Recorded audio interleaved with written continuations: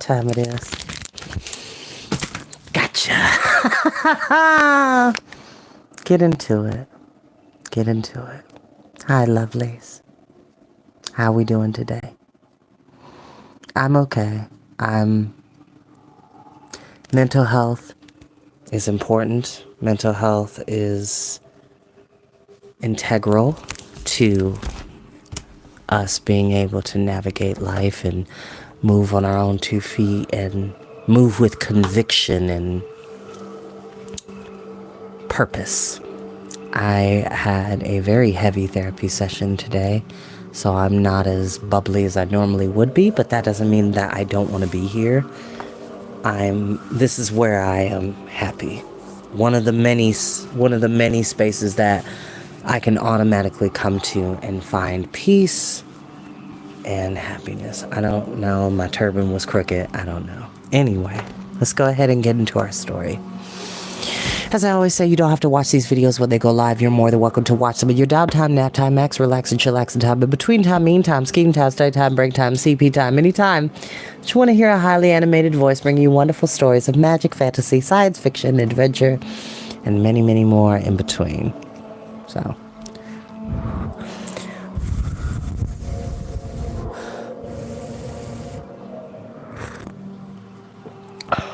ooh, that's good.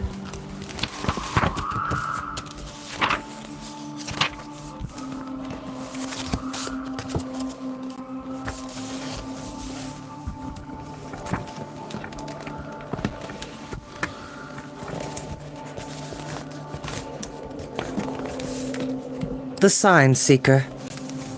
Will thrust his cold hands into his pockets and stood staring up at the carved panels of the 2 closed doors towering before him. They told him nothing. He could find no meaning in the zigzag symbols repeated over and over in endless variation on every panel. There we go. Now we cook with grease. Okay. We're going in blind.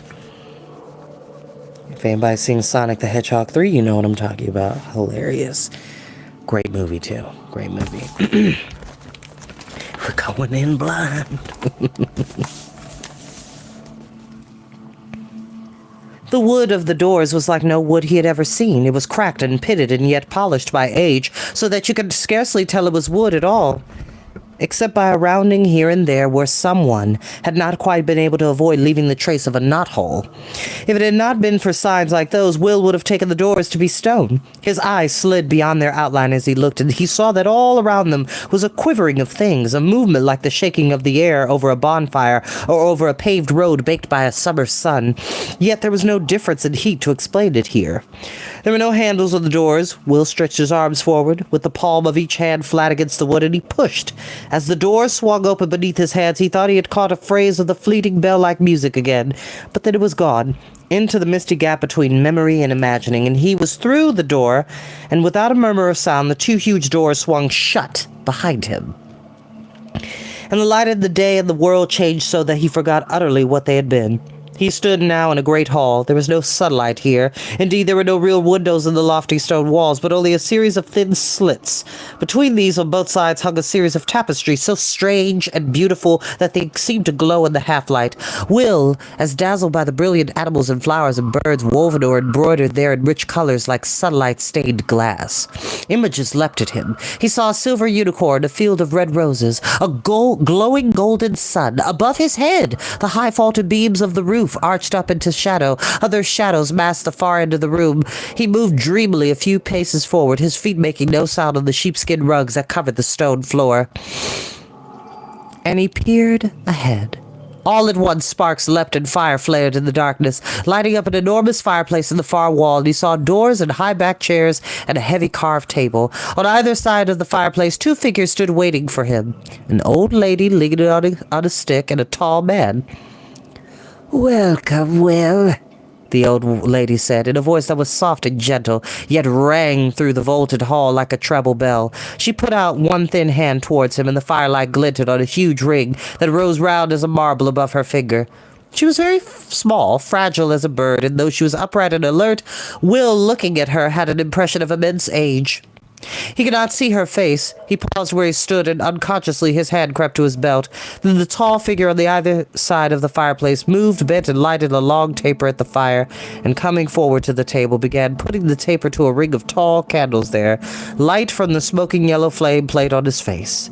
Will saw a strong, bony head with deep-set eyes and an arched nose fierce as a hawk's beak, a sweep of wiry white hair springing back from the high forehead, bristling brows, and jutting chin, and though he did not know why, as he stared at the fierce, secret lines of that face, the world he had inhabited since he was born seemed to whirl and break and come down again in a pattern that was not the same as before. Straightening, the tall man looked at him across the circle of lighted candles that stood on the table in a frame like the rim of flat resting wheel. He smiled slightly, the grim mouth slanting up at its edges and a sudden fan of lines wrinkling each side of the deep-set eyes. He blew out the burning taper with a quick breath. "Come in, Will Stanton," he said in a deep voice to seem to leap in Will's memory. "Come and learn, and bring that candle with you."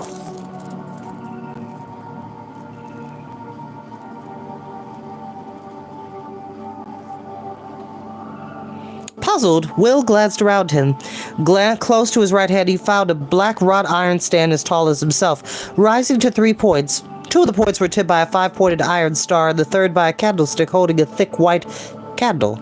He lifted out the candle, which was heavy enough to need both hands, and crossed the hall to the other 2 figures waiting at the other end. Blinking through the light he saw as he approached them, the circle of candles on the table was not a complete circle after all. One holder in the ring was empty. He leaned across the table, gripping the hard, smooth sides of the candle, lighted it from one of the others, and fitted it carefully into the empty socket. It was identical with the rest. They were very strange candles, uneven in width but cold and hard as white marble. They burned with a long, bright flame and no smoke, and smelled faintly resinous like pine trees, which I love that smell. Pine trees and cedar.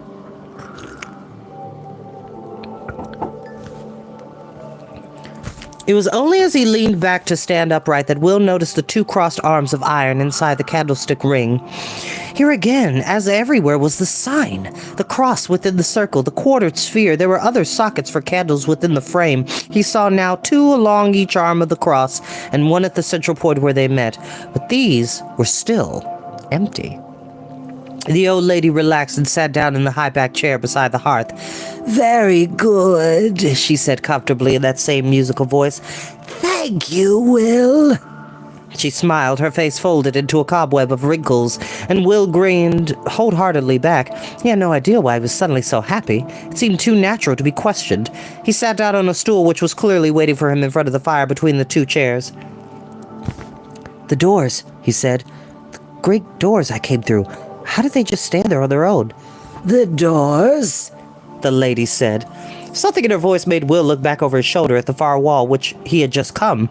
The wall with the 2 high doors and the holder from which he had taken the candle. He stared.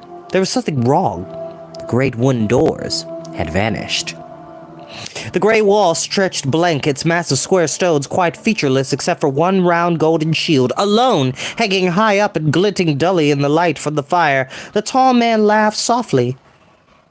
"Nothing is what it seems, boy. Accept nothing and fear nothing, here or anywhere. There's your first lesson. And here's your first exercise. We have before us Will Stanton. Tell us what has been happening to him this last day or 2. Will looked into the urgent flames, warm and welcome on his face in the chill room. It took much effort to wrench his mind back to the moment when he and James had left home for Dawson's farm to collect hay. Hey, the previous afternoon. He thought bemused about everything that seemed between that moment and his present self. After a while, he said, "The sign. The circle with the cross. Yesterday, Mr. Dawson gave me the sign. Then the walker came after me, or tried to, and afterwards whoever they are, they tried to get me." He swallowed cold at the memory of his night's fear. To get the sign. They want it. That's what everything is about. That's what today is about, too, even though it's so much more complicated, because now isn't now, it's some other time. I don't know when everything like a dream, but real. They're still after it. I don't know who they are, except for the rider and the walker. I don't know you either, only I know you are against them. You and Mr. Dawson and John Wayland Smith. He stopped. Go on, said the deep voice. Wayland, Will said, perplexed. That's an odd name. It's not part of John's name. What made me say that? Minds hold more than they know, the tall man said, particularly yours. And what else have you to say? I don't know, Will said. He looked down and read a figure along the edge of a stool. It was carved in gentle, regular waves like a peaceful sea. Well, yes, I do. 2 things. One is that there's something funny about the walker. I don't really think he's one of them because he was scared stiff of the rider when he saw him and ran away. And the other thing, the big man said, somewhere in the shadows of the great room, a clock struck with a deep note like a muffled bell, a single note, a half hour.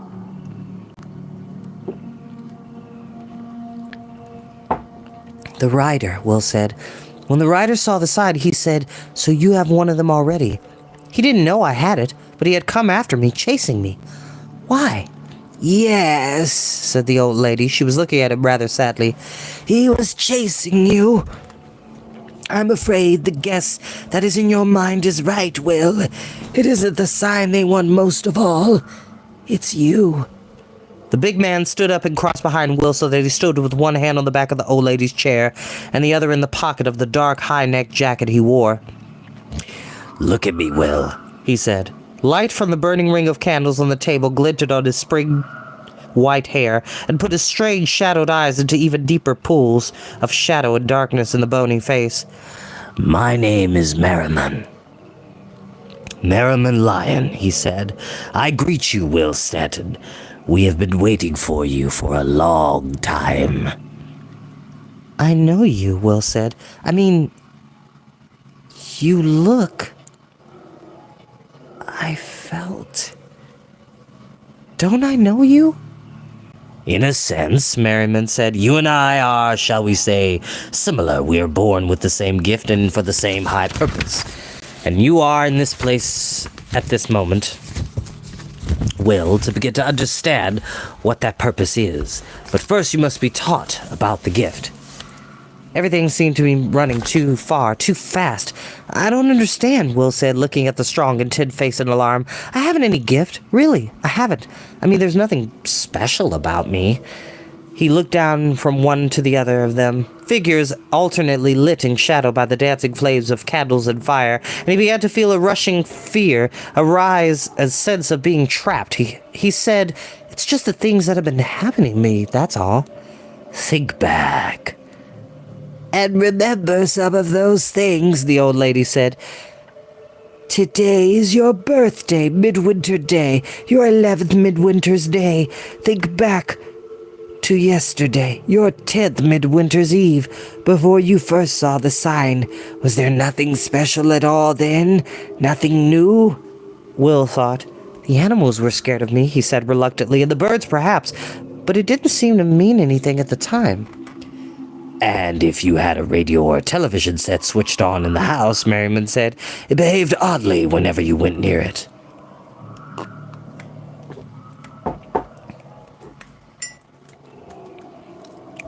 Will stared at him. The radio did keep making noises. How did you know that? I thought it was sunspots or something. Which is true, kids. Sunspots are capable of hindering technologies such as cell phones, internet, computers, laptops, microwaves. Basically, most technology that is on a network of some kind. And microwaves is a form of it is a, how does one put this?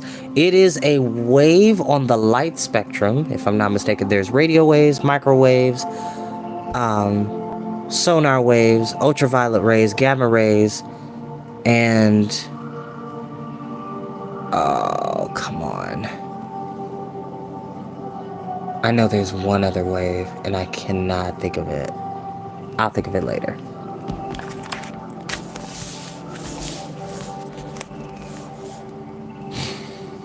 Merriman smiled.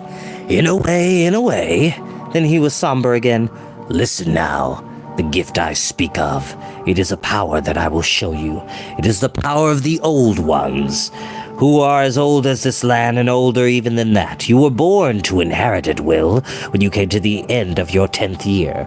On the night before your birthday, it was beginning to wake, and now on the day of your birth, it is free, flowering, fully grown. But it is still confused and unchanneled because you are not in proper control of it. You must be trained to handle it before it can fall into its true pattern and accomplish the quest for which you are here. Don't look so prickly, boy. Stand up. I'll show you what it can do. Will stood up and the old lady smiled encouragingly at him.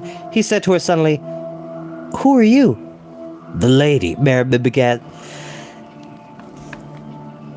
Excuse me. "The lady is very old," she said in her clear young voice, "and has in her time had many, many names. Perhaps it would be best for now, Will, if you were to go on thinking of me as the old lady." There's a reason why I changed my voice for this particular character. "Yes, ma'am," Will said. And the sound of her voice, his happiness came flooding back. The rising alarm dropped away and he stood up erect and eager, peering into the shadow behind her chair where Merriman had moved a few paces back. He could see the glint of white hair on the tall figure, but no more. Merriman's deep voice came out of the shadow. Stand still. Look at whatever you like, but not hard. Concentrate on nothing. Let your mind wander. Pretend you're in a boring class at school. Will laughed and stood there relaxed, tilting his head back. He squinted up idly, trying to distinguish between the dark crisscrossing beams in the high roof and the black lines that were their shadows. Merriman said casually, I'm putting a picture into your mind. Tell me what you see. The image formed itself in Will's mind as naturally as if he had decided to paint an imaginary landscape or making up the look of it before putting it on paper. He said, describing the details as they came to him, "There's a grassy hillside over the sea like a sort of gentle cliff. Lots of blue sky and the sea a dark blue underneath. A long way down, right down there where the sea meets the land, there's a strip of sand. Lovely glowing golden sand, and inland from the grassy headland, you can't really see it from here except out of the corner of your eye. Hills, misty hills. There's a sort of soft purple and their edges dissolve into a blue mist. The way the colors in a painting dissolve into one another if you keep it wet." And he came out of his half-trance of seeing and looking hard at Merriman, peering into the shadow with inquisitive interest. "And it's a sad picture. You miss it. You're homesick for whatever it is. Where is it?" Enough, Merriman said hastily, but he sounded pleased. You did well. Now it is your turn. Give me a picture, Will. Just choose some ordinary scene, anything, and think of the way it looks as if you were standing looking at it. Will thought of the first image that came into his mind. It was one of which he realized now had been worrying away at the back of his thoughts all this while. The picture of the two great doors isolated on the snowy hill with all their intricate carving and the strange blur at the edges. Merriman said at once, Not the doors, nothing so close. Somewhere from your life, before this winter came. For a second, Will stared at him disconcerted. Then he swallowed hard, closed his eyes, and thought of the jeweler's shop his father ran in the little town of Eaton. Merriman said slowly, The door handle is of the lever kind, like a round bar to be pushed downward perhaps 10 degrees on opening. A small hanging bell rings as the door moves. You step down a few inches to reach the floor, and the jolt of the drop is startling without being dangerous. There are glass showcases all around the walls, and beneath the glass counter, of course, this must be your father's shop, with some beautiful things inside it. A grandfather clock, very old, in the back of the corner, with a painted face and a deep, slow tick. A turquoise necklet in the central showcase with a set of silver serpents, Zuni work, I think. A very long way from home, an emerald pendant like a great green tear, a small enchanting model of a crusader castle in gold, perhaps a salt cellar think you have loved, I think, since you were a small boy. And that man behind the counter, short and content and gentle, must be your father, Roger Stanton. Interesting to see him clearly at last, free of the mist. He has a jeweler's glass in his eye and is looking at a ring. An old gold ring with 9 tiny stones set in 3 rows, 3 diamond chips in the center, and 3 rubies on each side. And some curious runic lines edging those that I think I must look at more closely one day soon. "You even got the ring?" Will said, fascinated. "That's Mother's ring. Dad was looking at it last time I was at the shop. She thought one of the stones was loose, but he said it was an optical illusion. However, did you do it?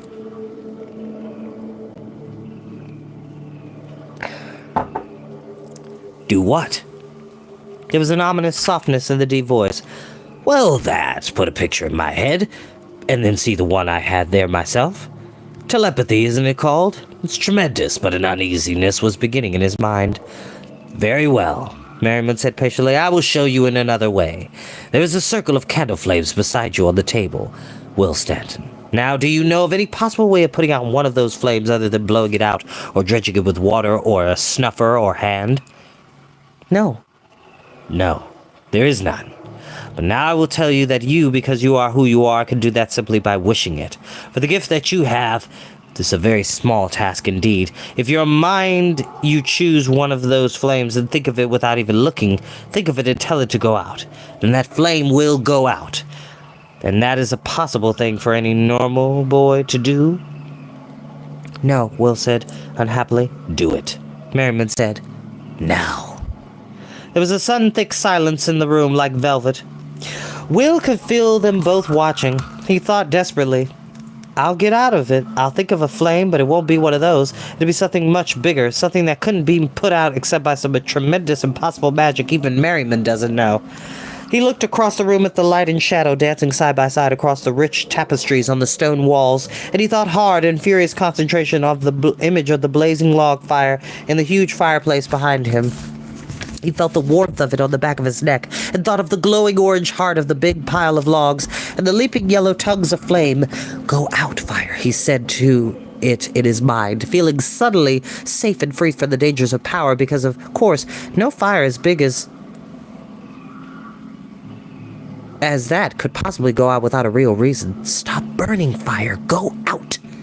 And the fire went out. All at once, the room was chill and darker. The ring of candle flames on the table burned out in a small, cold pool of their own light only. Will spun round, staring in consternation at the hearth. There was no hint of smoke or water or any way in which the fire could possibly have died, but indeed, it was cold and black, without a spark. He moved towards it slowly. Merriman and the old lady said no word, but did not stir. Will bent and touched the blackened logs in the hearth, and they stirred. And they were cold as stone, yet furred with a layer of new ash that fell away under his fingertips into a white dust. He stood up, rubbing his hands slowly up and down his trouser leg, and looked helplessly at Merriman. The man's deep eyes burned like black candle flames, and there was no compassion in them as Will glanced nervously across at the old lady. He saw a kind of tenderness in her face, too. She said gently, "It's a little cold, Will." For a timeless interval, there was no more than the flicker of a nerve. Will felt a screaming flash of panic, a memory of the fear he had felt in the dark nightmare of the snowstorm. Then it was gone, and in the peace of its vanishing, he felt somehow stronger, taller, more relaxed. He knew that in some way he had accepted the power, whatever it was, that he had been resisting, and knew what he must do. Taking a deep breath, he squared his shoulders and stood straight and firm there in the great hall. He smiled at the old lady, then looked past her at nothing and concentrated on the image of the fire. "Come back, fire," he said in his mind. "Burn again." And the light was dancing over the tapestried walls once more, and the warmth of the flames was back on his neck, and the fire burned. "Thank you," the old lady said. "Well done," Merriman said softly, and Will knew that he was not speaking merely of the extinguishing and relighting of a fire. "It is a burden," Merriman said. "Make no mistake about that. Any great gift or power or talent is a burden, and this more than any, and you will often long to be free of it. But there is nothing to be done. If you were born with the gift, then you must serve it.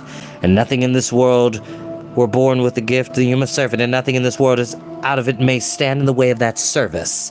Because that is why you were born, and that is the law, and it is just as well, young Will, that you have only a gleaming of an idea of the gift that is in you. For until the first ordeals of learning are over, you will be in grave danger, and the less you know of the meaning of your power, the better able it will be to protect you from it has done for the last 10 years. He gazed at the fire for a moment, frowning. "I will tell you only this. that you are one of the Old Ones, the first who have been born for 500 years and the last.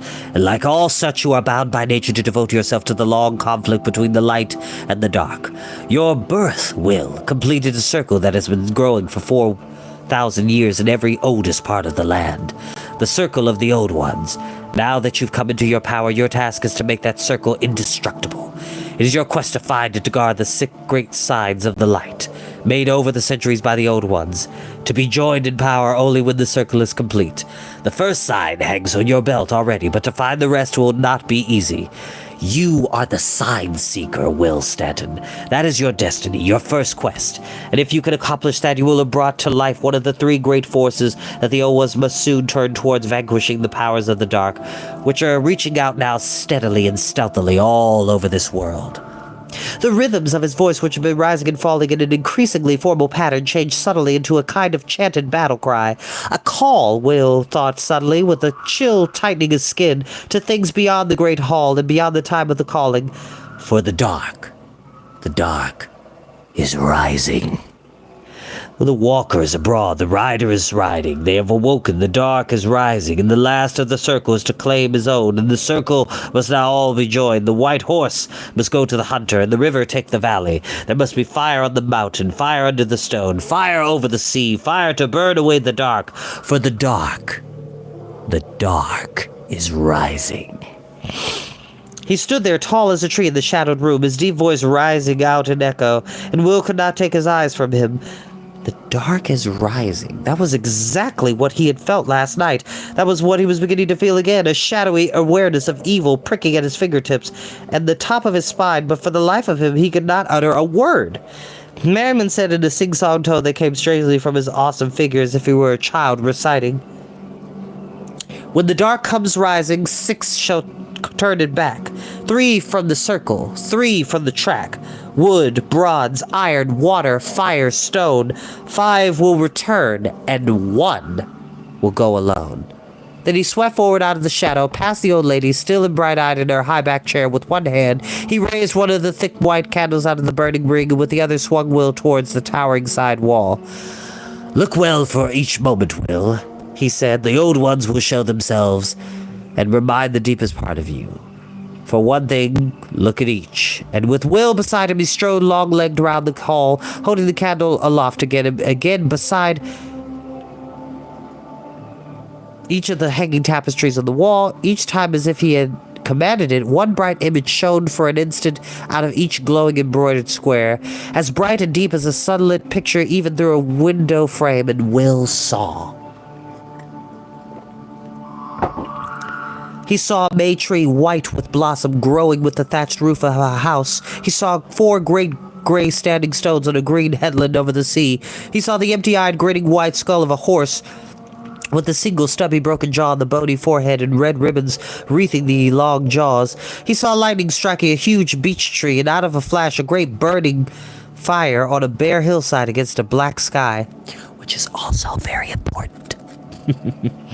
He saw the face of a boy not much older than himself, staring curiously into his own. A dark face beneath light-streaked dark hair, with strange cat-like eyes, the pupils light-bordered but almost yellow within.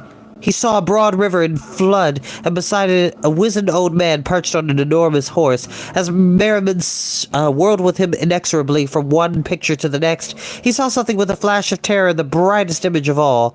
A masked man with a human face, the head of a stag, the eyes of an owl, the eyes of a wolf, and the body of a horse. The figure leapt, tugging at some lost memory deep within his mind. Remember them, Merriman said. They will be a strength. Will nodded and then stiffened. All at once he heard noises growing outside the hall and knew that it was with a dreadful shock of certainty why it was they had felt such uneasiness a short time before. While the old lady sat motionless in her chair and he and Merriman stood again beside the hearth, the great hall was filled suddenly with a hideous mixture of moaning and mumbling and strident wailing like the caged voices of an evil zoo. It was a sound more purely nasty than he had ever heard. The hair prickled at the back of Will's neck, and then suddenly there was silence. A log fell rustling in the fire. Will heard the blood bleeding in his veins. I am so sorry, y'all. like I said, I've had a bit of a day, and my mind is in two different places. It's not that I don't want to be here. I'm just decompressing slowly but surely, and it's causing me to trip up. So I do apologize. I do.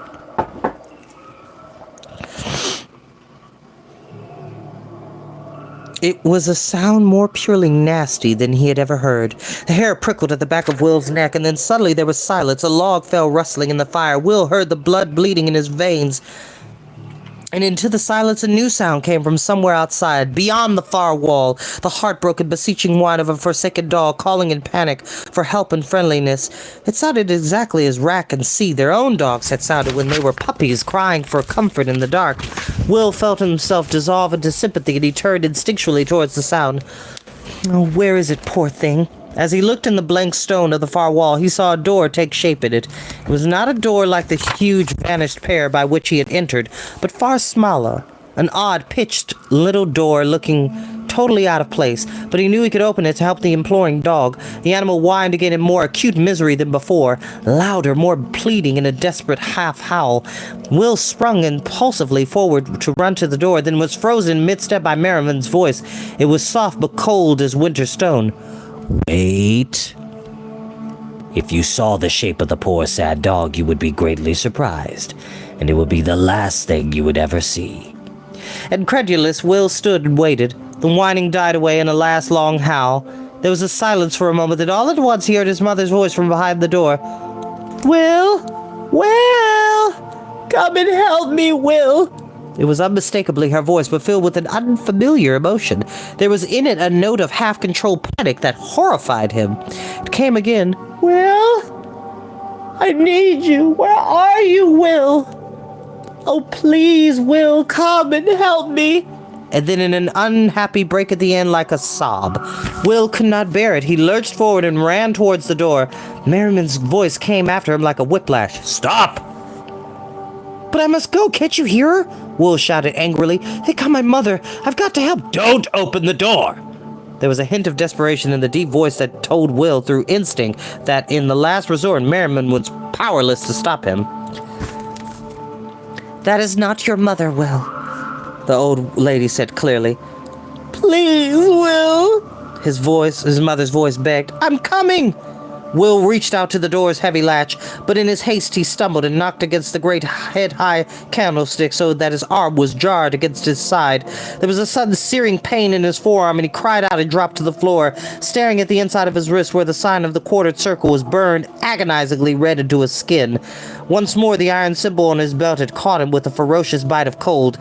It burned this time with a cold like white heat, in a furious flaring warning against the presence of evil, the presence that Will had felt but forgotten.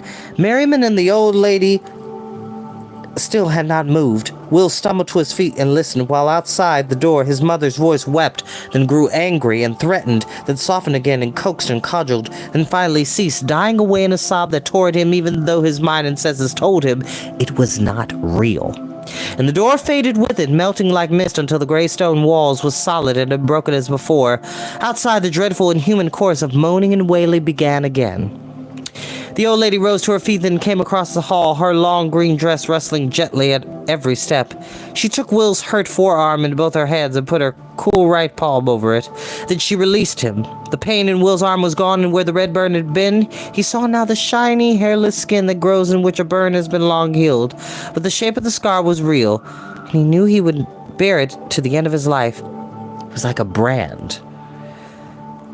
So what is a brand? So basically, branding is a form of identification for cattle or animals. So if you have a cow or a bull or even a horse in some cases, you would get an iron poker, which this is very painful and I wouldn't recommend it to anybody, but you get a little iron poker with, you know, the insignia or symbol or signature of whoever owns the animal, and just sear it into there. Sometimes people do branding back in the day with fraternities and whatnot in order to establish their bond and connection to that organization. I'm not aware of whether or not that still happens now, which I hope it doesn't, because like I said, it's an incredibly painful act. A lot of different organizations, religions, spiritual groups, espionage groups would use brands in order to identify themselves to their other colleagues without having to say it.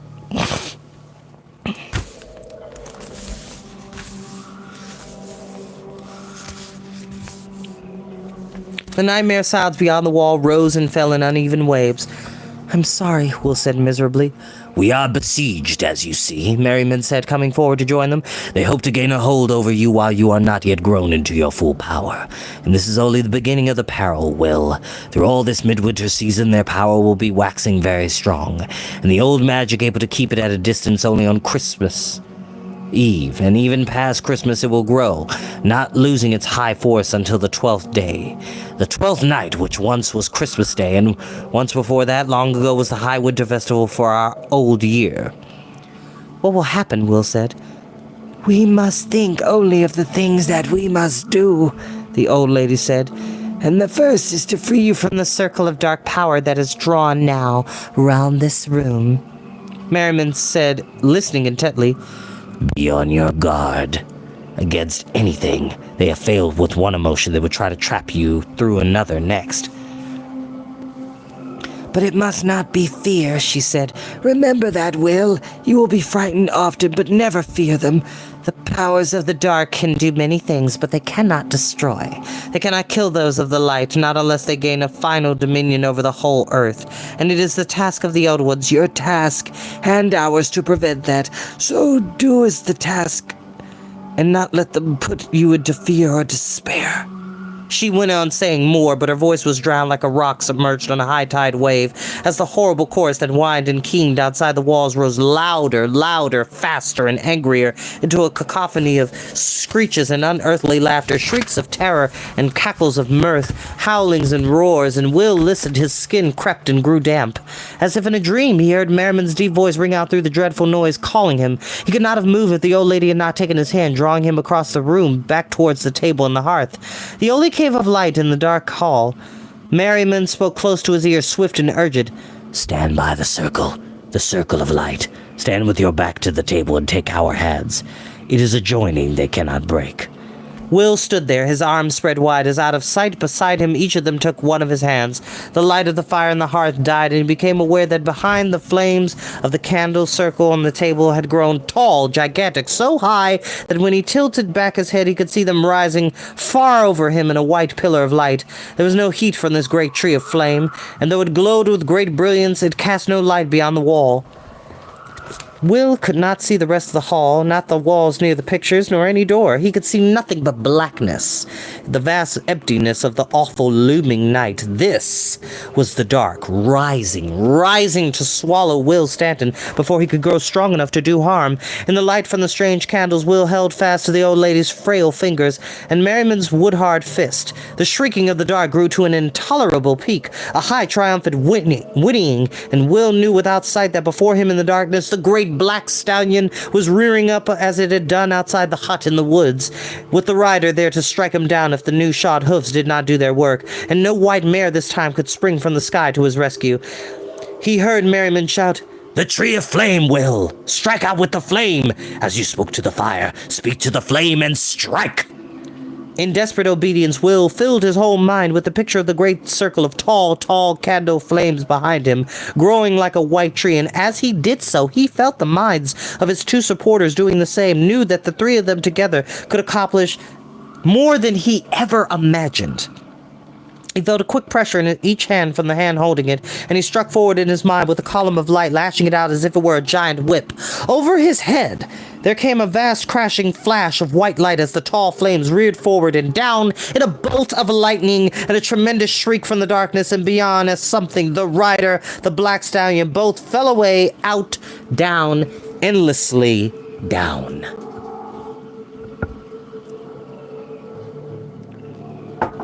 And in the gap cleft in the darkness there before them, while he still blinked dazzled eyes, stood the two great carved wooden doors through which he had first come into the hall.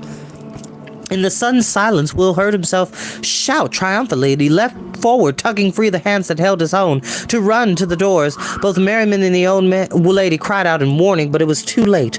Will had broken the circle. He was standing alone. No sooner did he realize that he felt giddy and staggered, clutching his head, a strange ringing sound beginning to thrum in his ears.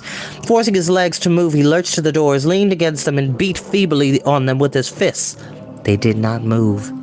The eerie ringing in his head grew. He saw Merriman moving up before him, walking with great effort, leaning forward as though he were straining against a high wind. Foolish, Merriman gasped. Foolish, Will. He seized the doors and shook them, thrusting forward with the strength of both his arms so that the twisted veins beside his brow stood up from the skin like thick wire, and as he did so, he lifted his head and shouted a long, commanding phrase that Will did not understand. But the doors did not move, and Will felt weakness drawing them down as if he were a snowman melting in the... On the charge, so I do apologize. We still got 3 pages left on this chapter. I'm going to go ahead and just continue reading. My mic is not hooked up because, unfortunately, if I were to hook up my mic, my phone would die. So I'm just going to go ahead and read from here. Hopefully you can hear me. Hopefully you can. I should... My headset, that's fine. Hold on. Okay.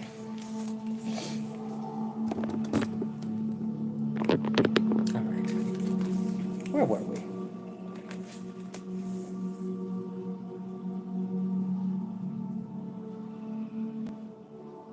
The thing that brought him back to his wakefulness, just as he was beginning to drift into a kind of trance, was something he was never able to describe or even able to remember very well. It was like the ending of pain, like discord changing to harmony, like the lightning of the spirits that you may feel suddenly in the middle of a gray, dull day, unaccountable until you realize that the sun has begun to rise. This silent music that entered Will's mind and took hold of his spirit came, he knew instantly, from the old lady. Without speech, she was speaking to him. She was speaking to both of them and to the dark. He looked back, dazzled. She seemed taller, bigger, more erect than before, a figure on an altogether larger scale, and there was a golden haze about her figure, a glow that did not come from the candlelight.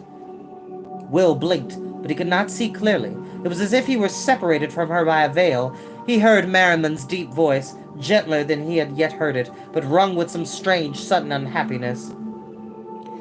Madam, Merriman said wretchedly, take care.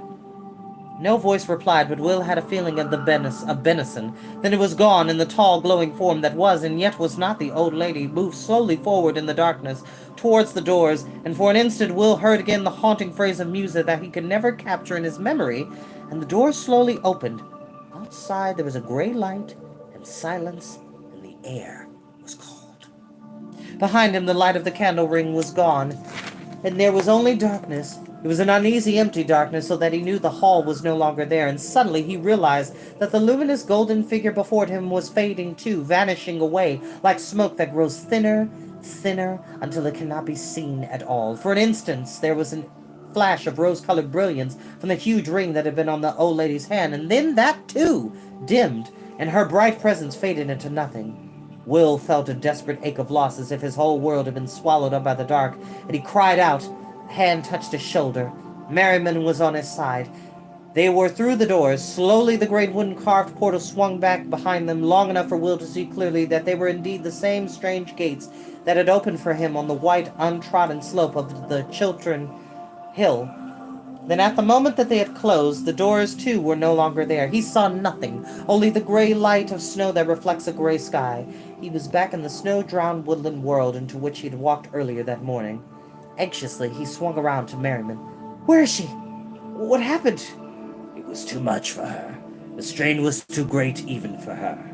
Never before, I have never seen this before. His voice was thick and bitter. He stared angrily at nothing. Have they taken her? Will did not know what words to use for the fear. No, Merriman said. The word was so quick with scorn, it might have been a laugh. No, the lady is beyond their power, beyond any power. You will not ask a question like that when you have learned a little. She has gone far away for a time, that is all. It was the opening of the doors, and the face of all that was willing them shut. Though the dark could not destroy her, it has drained her, left her like a shell. She must recover herself away alone, and that is bad for us if we should need her. As we shall, as the world always will. glanced down at Will without warmth. Suddenly, he seemed distant, almost threatening, like an enemy. He waved one hand impatiently. Close your coat, boy, before you freeze. Will fumbled with the buttons of his heavy jacket. Merriman, he saw, was wrapped in a long, battered blue cloak, high-collared. "It was my fault, wasn't it?" he said miserably. "If I hadn't run forward when I saw the doors, if I hadn't kept hold of your hands and not broken the circle..." Merriman said curtly. Yes, Then he relented a little. but it was their doing, Will, not yours. They seized you through your impatience and your hope. They love to twist good emotion to accomplish ill. Will stood hunched, with his hands in his pockets, staring at the ground. Behind his mind, a chant which, sneering through his head, "You have lost the lady. You have lost the lady." Unhappiness was thick in his throat. He swallowed. He could not speak. A breeze blew through the trees and sprayed snow crystals into his face. Will, Merriman said, I was angry. Forgive me. Whether you had broken the tree or not, things would have been the same. The doors are a great gateway into time, and you will know more about the use of them before long. But this time you could not have opened them, nor I, nor perhaps any of the circle. For the force that was pushing against them was the full midwinter power of the dark, which none but the lady had overcome alone, and even she, only at great cost. Take heart. At the proper time she will return. He pulled at the high collar of his cloak, and it became a hood that he drew over his head. With the white hair hidden in his dark figure, suddenly tall and inscrutable. Come, he said, and led Will through the deep snow among great beeches and oaks bare of leaves and length. He paused in a clearing. Do you know where we are? Merriman said. Will stared around at the smooth snowbanks, the rearing trees. Of course I don't, he said. How could I? Yet before the winter is 3/4 done, Merriman said, you will be creeping into this dell to look at the snowdrops that grow everywhere between the trees. And then in the spring you will be back to stare at the daffodils, every day for a week to judge from last year. Will gaped at him. You mean the manor, he said? The manor grounds? In his own century, Huntercombe Manor was the great house of the village. The house itself could not be seen from the road, but its grounds lay along the side of Huntercombe Lane, opposite the Stantons' house, and stretched a long way in each direction, edged alternately by tall wrought-iron railings and ancient brick walls. A Miss Graythorne owned it, as her family had for centuries, but Will did not know her well. Seldom he saw her or her manor, which he remembered vaguely as a mass of tall brick gables and Tudor chimneys. The flowers that Merriman had spoken of were private landmarks in his year. For as long as he could remember, he had slipped through the manor railings at the end of winter to stand in this one magical clearing and gaze at the gentle winter-banishing snowdrops. Later, the golden daffodil glow of spring. He did not know who had planted the flowers. He had never seen anyone visiting them. He was not even sure whether anyone else knew they were there. The image of them glowed now in his mind.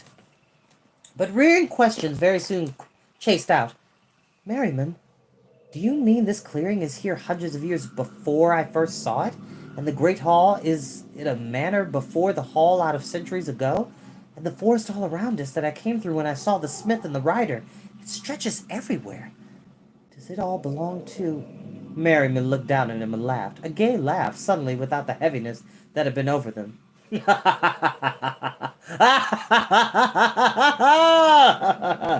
Let me show you something else, he said, And he drew Will further through the trees, away from the clearing until there was an end to the sequence of trunks and mounds of snow, and before him Will saw not the morning's narrow track that had been expecting, winding its way through an endless forest of ancient crowding trees, but the familiar 20th century line of Huntercombe Lane, and beyond it a little way up the road a glimpse of his own house. The manor railings were before them, somewhat shortened by the deep snow. Merriman stepped stiff-legged over. Will crept through his usual gap, and they were standing on the snow-banked road. Merriman put back his hood again and lifted his white maned head as if to sniff the air of this newer century. You see, Will, he said, we are of the circle, are planted only loosely within time. The doors are a way through it in a direction that we may choose for all times coexist, and the future can sometimes affect the past, even though the past is a road that leads to the future. But men cannot understand this, nor will for a while yet. We can travel through the years in other ways, too. One of them was used this morning to bring you back through 5 centuries or so. That is where you were in the time of the royal forest that stretched over the southern part of this land from Southampton Water up to the valley of the Thames here. He pointed across the road to the flat horizon, and Will remembered how he had seen the Thames twice that morning. Once among his familiar fields, once buried instead among trees. He stared at the intensity of remembering on Merriman's face. 500 years ago, Merriman said, the kings of England chose deliberately to preserve these forests, swallowing up whole villages and hamlets inside them so that the wild things, the deer and the boars, and even the wolves might breed there for the hunt. But forests are not biddable places, and the kings were, without knowing it, establishing a haven, too, for the powers of the dark, which might otherwise have been driven back then to the mountains and remotenesses of the north. So that is where you were until now, Will. In the forest of Anderida, as they used to call it, in the long-gone past. You were there in the beginning of the day, walking through the forest in the snow, there on the empty hillside of the Chilterns. Still there when you had first walked through the doors, there was a symbol, your first walking, for your birthday as one of the old ones. And there in the past is where we left the lady. I wish that I knew where, and we shall see her again. But come she will, and when she can. He shrugged, as if to shake away the heaviness again.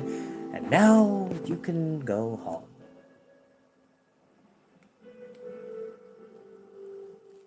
For you are in your own world. And you are in it too, said Will. Merriman smiled. Back again with mixed feelings. Where will you go? About and roundabout. I have a place at this present time, just as you do. Go home now, Will. The next stage of the quest depends on you. It depends on the walker, and he will find you, and when his circle is on your belt beside the first, I shall come. But Will suddenly wanted to clutch at him, to beg him not to go away. His home no longer seemed quite the unassailable fortress it had always been. You will be all right, Merriman said gently. Take things as they come. Remember that the power protects you. Do nothing rash to draw trouble towards you, and all will be well. And we shall meet again. I promise you. All right, Will said uncertainly. An odd gust of wind eddied around them in the still morning, and gobbets of snow spattered down from the roadside trees. Merriman drew his cloak around him, its bottom edge swirling a pattern in the snow. He gave Will one sharp look of warning and encouragement mixed, pulled his hood forward over his face, and strode off down the road without a word. He disappeared around the bend beside Rook's Wood on the way to Dawson's farm. I told you this series is awesome. It's very magical. It's very mysterious because we don't really get a full explanation as to what the old ones are capable of. They can time travel, obviously. They have magical powers, and the more united they become, the more powerful they become. This is ancient magic on a grander scale than what you would see from Doctor Strange or even Dr. Fate from DC Comics. This is some cool stuff. Will took a deep breath and ran home. The lane was silent in the deep snow in the gray morning. No birds moved or chirped, nothing stirred anywhere. The house, too, was utterly quiet. He shed his outdoor clothes, went up the silent stairs. On the landing he stood looking out on the white roofs and fields. No great forest mantled the earth now. The snow was as deep, but it was smooth over the flat fields of the valley, all the way to the curving Thames. All right, said James sleepily from inside his room. From behind the next door, Robin gave a kind of formless growl and mumbled, In a minute, coming. Gwen and Margaret came stumbling together out of the bedroom they shared, wearing nightdresses, rubbing their eyes. There's no need to bellow, Will, Barbara said reproachfully to Will. Bellow? He stared at her. Wake up, everyone, she said in a mock shout. I mean, it's a holiday, for goodness sake. Will said, Never mind, Gwen said. You can forgive him for wanting to wake us up today. After all, he has a good reason. And she came forward and dropped a quick kiss on the top of his head. Happy birthday, Will, she said. Thank you for joining me. Thank goodness this was not messed up on this reading. Hopefully you all can hear me. I'm going to check it out later on. I love you all so very much. Thank you for your patience. Have a great day. Bye-bye.